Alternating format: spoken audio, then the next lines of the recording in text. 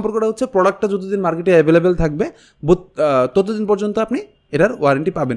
যেমন এটা DDR4 এর র্যাম, মার্কেটে কিন্তু অলরেডি DDR5 এর র্যাম এক্সিস্ট করতেছে। DDR5 এর র্যাম AM5 সেগুলো সবে, অথবা ইন্টেলের ক্ষেত্রে মানে DDR5 এখন র্যান্ডমলি চলতেছে।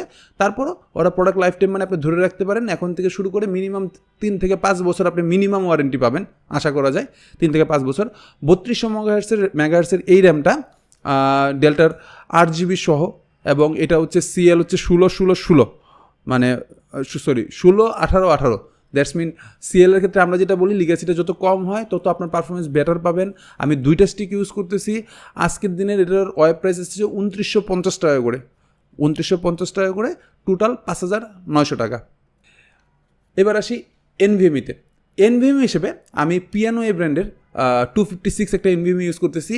PNY বাংলাদেশে অথরাইজড ডিস্ট্রিবিউটর যারা আছে তাদের মধ্যে